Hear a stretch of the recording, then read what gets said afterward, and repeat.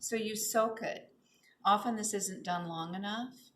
And then you can just knock off the excess water because they're highly absorbent, these hairs on the outside. And then you might even tap off the excess water.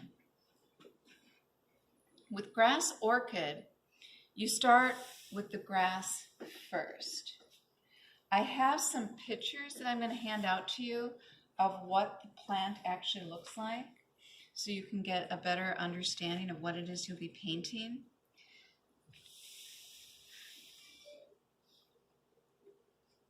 You dip just the tip in the ink, and then, Don, can you grab me just a round dish from there? And then we'll replace whatever we're using that. And then you use a dish, a porcelain dish, to blend. So what I'm doing here is I'm actually making kind of a gray with black. So there's a gradation there, right? And then what you do when you're doing the grass leaves for the grass orchid, remember another rule of thumb is you never really go more than halfway with the ink when you're loading it. So a longer haired brush is going to be for bigger flower petals, bigger strokes. So now I'm going in, and with the grass orchid, I want to get like the last quarter of the brush with ink. And what I'm doing is I'm making sure it's on all sides of the brush, so I'm rolling it kind of in the ink. Now, one breath, one stroke. You inhale, and you exhale. So I started the stroke before I hit the paper, and I'm actually continuing it. And I'm going down and up, down to make it thicker. Now with the second stroke is a crossover stroke.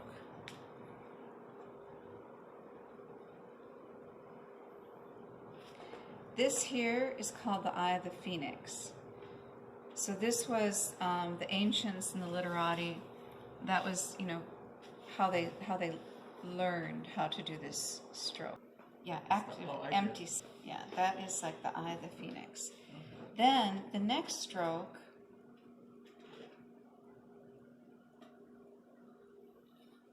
is a more upright stroke.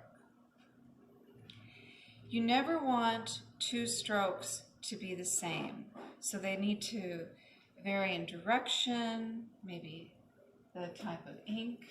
So the beauty about SUMI-E painting is it's minimalism, and no two stroke is alike. So you get immense variety, right?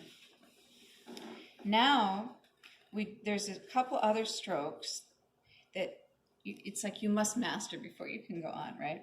And so this is like a mantis stroke.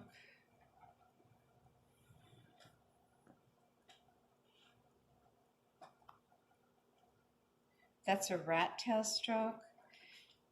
I didn't do that so well. I'll do another one later on. And then you can actually cross over. And that's more like the belly of a mantis. And then the last two strokes you want to master these are like carp or fish strokes.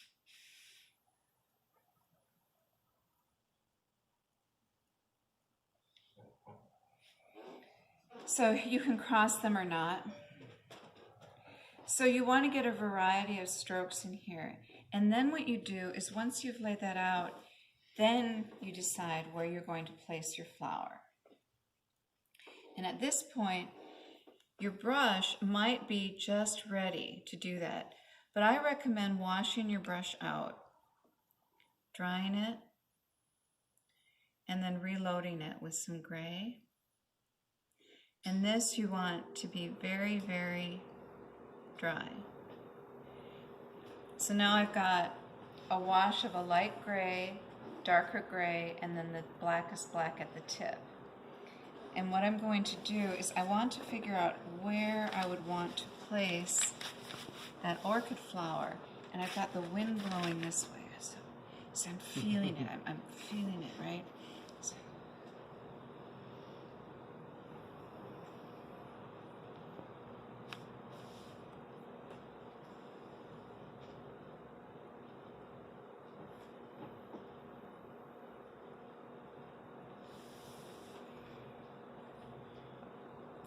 if I split this a little bit like that bamboo stroke I was showing you and get it dark on either side, you might not even need to do that. Depends on your brush and how it's loaded. And then what you do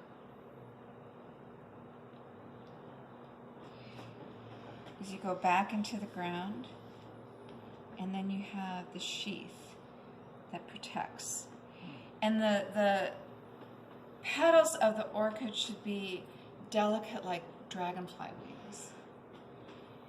Then what you want to do is you want to have a little patience or a paper towel, and you press into the flower to dry it a bit, because the last strokes are, and this is tricky because we're using liquid ink, and so you really want to get that dry, right? So you can tap it off to get it dry to do that.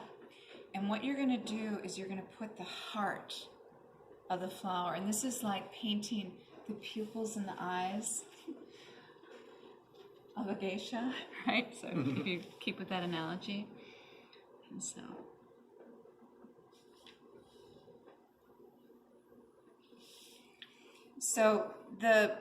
that stroke is, there's a couple different ways to do it. And if you look at the Mustard Seed Garden Manual, they'll show you that stroke is like the mountain stroke. So it's something that's done in calligraphy, that's done very often. So you learn to kind of press down and flick, so it's almost like we would do like a number 4. But then there's another, so that I like, and that is, this symbol means, does anyone know this symbol? In Japanese, it's so important because it means heart, mind, and soul. So it's often thought of as the heart. And so this is a stroke that it's fun just to practice.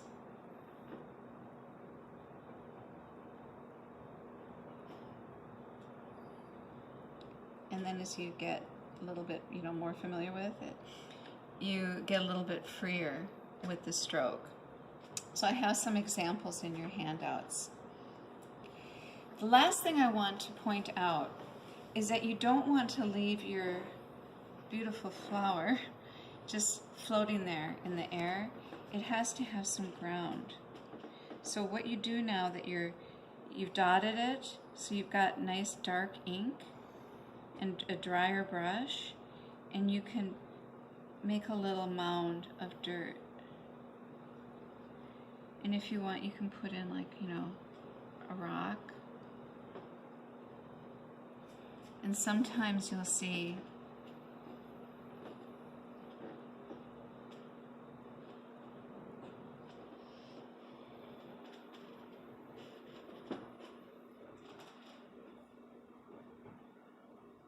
like a little snail.